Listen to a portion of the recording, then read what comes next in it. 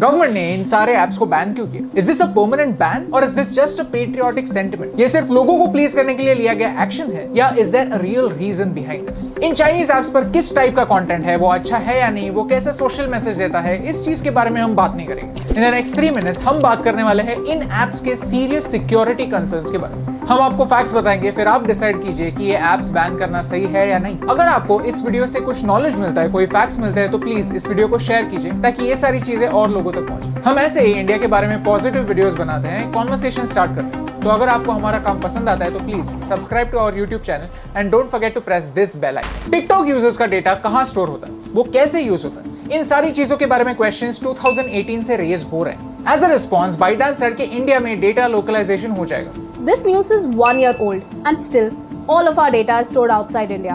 Cam scanner, UC browser इससे पहले भी कंट्रोवर्सी में थे। People ask कि चाइनीज ऐप्स में और दूसरे फॉरेन ऐप्स में क्या डिफरेंस है, सिर्फ चाइनीज ऐप्स से ऑब्जेक्शन क्यों? Let's go back to 2017 जब चाइना ने नेशनल इंटेलिजेंस लॉ बनाया। China's National Intelligence Law from 2017 requires organizations and citizens to support, assist and cooperate with state intelligence work. What it means is this.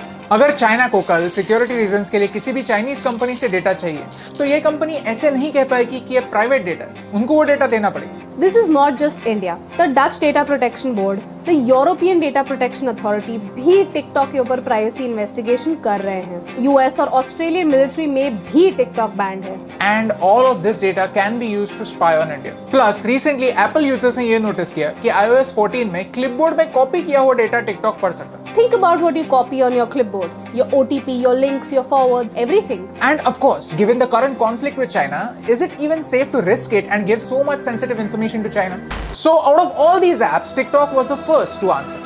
TikTok says TikTok ने internet को democratise किया। मुझे personally इस statement से problem है क्योंकि ये काफी बड़ा स्टेटमेंट है, बट क्या ये सच है? Democracy gives you freedom. Democracy gives you a choice. Democracy is controlled by the people. TikTok खुद डिसाइड करता है कि आपको क्या देखना चाहिए। आप वीडियोस के लिए सर्च नहीं करते, एल्गोरिथम आपको बताता है कि ये वीडियो देखो। एंड मोस्ट इंपॉर्टेंटली, ये वीडियोस मत देखो। A creator named Saloni Gore had made a comedy video about China and this video was deleted. Why? क्योंकि वो वीडियो चाइना को क्रिटिसाइज कर रहा था। How is this democratic? TikTok आपका रीजनल डेटा आपके सिम कार्ड से या फिर आपके आईपी एड्रेस से लेता है, वो भी आपकी परमिशन के बिना। गूगल मैप्स और आरोग्य सेतु जैसे ऐप्स भी आपके परमिशन के बिना आपकी लोकेशन ऑन नहीं कर सकते, आपका डेटा नहीं ले सकते, लेकिन टिकटॉक ले सकता है। आपकी परमिशन के बिना आपके रीजनल डेटा लेना, हाउ इज इट डेमोक्रेटिक? बाइडांस या किसी भी चाइनीज कंपनी के चाइनीज कम्युनिस्ट पार्टी से कनेक्शंस होते हैं। इसके बारे में कंसर्न्स ऑस्ट्रेलियन रिसर्चर्स ने भी रेज किए। पॉलिटिक्स और बिजनेस को मिक्स करना, हाउ इज दिस डेमोक्रेटिक? कहने के लिए एक क्रिएटर्स का ऐप है, लेकिन एक्चुअली एल्गोरिथम इसे कंप्लीटली कंट्रोल करता है। ये डेमोक्रेसी नहीं मिलॉर्ड, ये text book definition of dictatorship. You see, TikTok is not the only app with problems. किसे पैसे बचाना अच्छा नहीं लगता, हम सबको डिस्काउंट्स पसंद है, लेकिन डिस्काउंट्स के नाम पे अगर कोई कंपनी टैक्स ही ना भरे तो। I am talking about shine and club factory. ये एप्स इंडिया में कस्टम्स ड्यूटी अवॉइड करके लोगों को उनके ऑर्डर्स डिलीवर करते हैं। इस पर 2019 में बहुत कंट्रोवर्सी हुई थी। ये माल प्रैक्टिसेस इन चाइनीज एप्स में हो रहे हैं and we can't ignore that. कुछ लोग कहते हैं कि इस ऐप बैन से क्या फर्क पड़ता है। ओके, सो नंबर्स की बात करते हैं। TikTok and UC browser have 12 crore active users in India. Share it has 20 crores. TikTok जब 2018 में बैन हुआ था तो हर दिन चाइना को $5 लाख का लॉस हुआ था। Now that's huge.